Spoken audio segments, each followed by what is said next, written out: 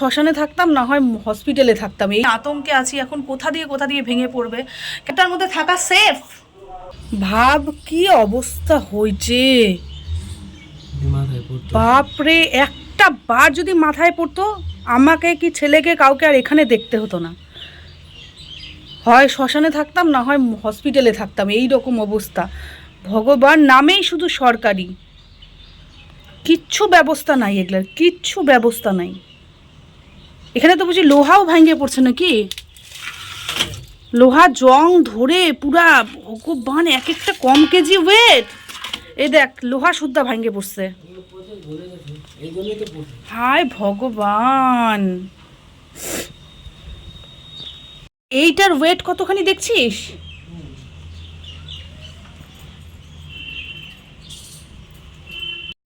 ওটা কিচ্ছু করবো না, যেমন আছে তেমনই থাকবে। একবার রাজুদাকে নিয়ে এসে ডাইকে দেখাবা। হ্যাঁ, এখন যদি পারো যাওয়ার সময় একবার রাজুদাকে ডাইকে মানে এখানে দেখাইতে বলে যাও দেখতে। আর এই ভিডিওটা সোজা হচ্ছে ইঞ্জিনিয়ারকে পাঠানো হবে, নাইলে পরে এইটা হচ্ছে নামেই শুধু সরকারি। সরকারের কোনো কাজ নেই, কোনো মেনটেনেন্স নাই, কোনো কিচ্ছু নাই। মানে আমরা যেখানে আছি আমাদের তো রেন্টটা দিতেই হচ্ছে, সরকারি হলে পরেও বা যাই হোক।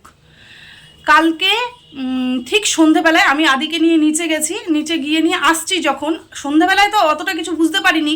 তো আসছি, পিচুস ডাকছে তাড়াতাড়ি আয় তাড়াতাড়ি আয়। এসে দেখি মানে আমি তো অতটা ভালো বুঝতে পারিনি যে হুড়মুড় করে ওটা ভেঙে পড়ছে।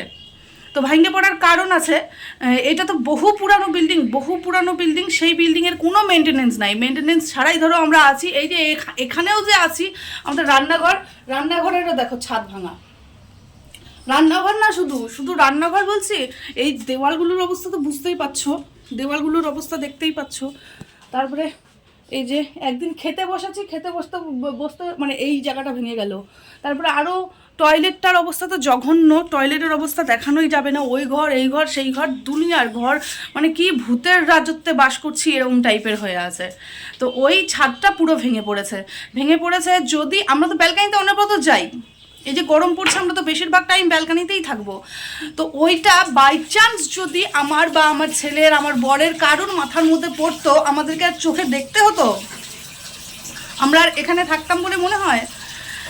জাস্ট এটাই কাল থেকে ভাবছি। আমি কালকে অতটাও দেখিনি, তো ঘুম থেকে উঠে নিয়ে ভাবছি যে আমি রান্নাটা করে নিয়ে পরে গিয়ে দেখবো, কেননা অতটাও ভালো করে দেখার টাইম পাচ্ছি না, ঘুম থেকে উঠতে দেরি হয়ে গেছে। এখন গিয়ে দেখি তো মাথায় হাত, যে বাপ রে বাপ, যতটা পড়ছিল আজকে আরও ভেঙে পড়েছে।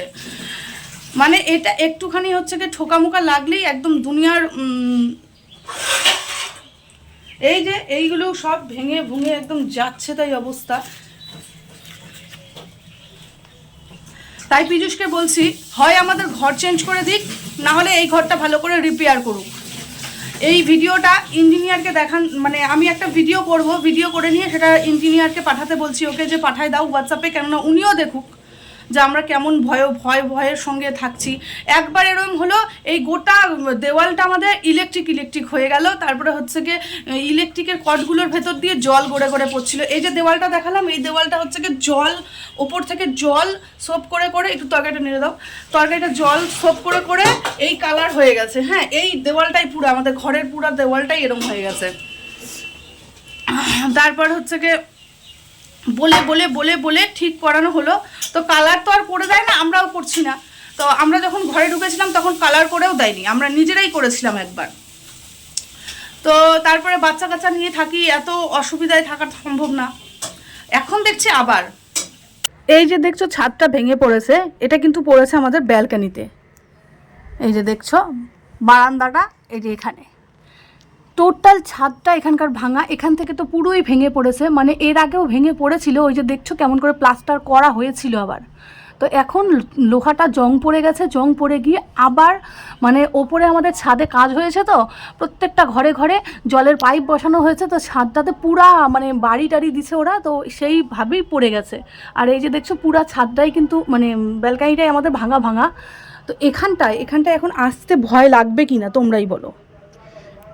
কোনো মেনটেনেন্স আছে? ভগবানের নামে করে রেখে দিছে এটা, জন্মান্তরের নামে। এটা যখন সারাই করবে সেটাও বলতে কবে করবে জানি না। আমি যে ব্যালকানিটার মধ্যে আসবো আমার তো ভয় লাগছেই, কেন ব্যালকানিতে আসতেই হবে, আমাদের যে কাপড় চোপড়গুলো আছে সেগুলো তো মেলতেই হয় আমাদেরকে, তো সেটা আমরা ব্যালকানিতেই এসে মেলি। তারপরে ছেলেকে যে নিয়ে আসবো সেটাও আমরা আসতে পারছি না, মানে আতঙ্কে আছি এখন কোথা দিয়ে ভেঙে পড়বে। কেননা বললাম যে কালকে জলের পুরো কাল পরশু দুদিন কাজ হয়েছে জলের, মানে দেখাচ্ছি আমি তোমাদেরকে, বুঝতে পারবে, তাহলে বুঝতে পারবে জিনিসটা যে উপরে কতটা প্রেশার পড়ছে, তার জন্য ভেঙে গেছে। এই যে রান্নাঘরের হচ্ছে কি এই যে পাইপগুলো দেখছো না, এটা তো পুরোই ভাঙা, এই ঘরটা তো পুরোই মানে চারিদিকে একদম ভূতের ঘরের মতন হয়ে রয়েছে। এই যে দেখছো, এই যে এখানেও দেখো, এই যে একদিন রান্না করতে করতে ওই যে ভেন্টিলেটরটা যে ভাঙা, ভেন্টিলেটর থেকে রান্নার মধ্যে ভেঙে পড়েছিল বহুদিন আগে। হ্যাঁ, তো এখন এই যে এরকম হয়েছে। তো হচ্ছে গিয়ে এই যে কাজগুলো হয়েছে সব ওই যে ড্রিল মেশিন দিয়ে ফুটো মুটো করেছে, হাতুড়ি দিয়ে পুরো মানে হাতুড়া মারছে। তো এই জন্য সেটা হয়েছে কাল পরশু দুদিন। হ্যাঁ, পরশু দিনও হয়েছে, পরশু দিনও ভালোই কাজ হয়েছে, কালকে হঠাৎ করে ওই যে ওরকম হয়ে গেছে। তো এই অবস্থায় ঘরটার মধ্যে থাকা সেফ? একদম সেফ নয়, কিন্তু কিছু বলার উপায় নেই, বললে পরে হবে, কাজ হবে হবে হবে। আমাদের দরজা জালনা যেগুলো রয়েছে এক লাথি মারলে ভেঙে যাবে, এক লাথি মারলে সব ভেঙে যাবে, কিন্তু কিছু বললেও কবে ঠিক হবে জানি না। এই যে জল পড়তো না বলতে বলতে সব বিল্ডিংয়েরই কাজ হচ্ছে। তো ওই আর কি, দেখি এটা আমি বলছি পীযূষকে একটা ভিডিও করে ইঞ্জিনিয়ারের কাছে পাঠাতে, তারপর হচ্ছে গিয়ে সেটা কি করবে, ইঞ্জিনিয়ার কি ব্যবস্থা নেবে, কিছু তো ব্যবস্থা নেওয়া উচিত। আমি পীযূষকে বলেছি যে ইঞ্জিনিয়ারকে বলবে হয় আমাদেরকে অন্য ঘরে শিফট করুক, না হলে পরে যেন এই ঘরটা মানে মালপত্র নিয়ে তো আমরা এই ঘরের মধ্যে কাজ করাতে পারবোই না।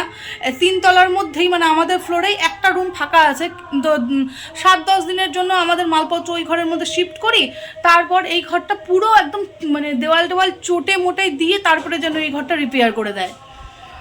বাথরুমটা দেখাতে পাচ্ছি না, কেননা বাথরুমের মধ্যে আরও অবস্থা খারাপ, বাথরুমেই কাজ হয়েছে। দেখি এরপর কি ব্যবস্থা নেয়।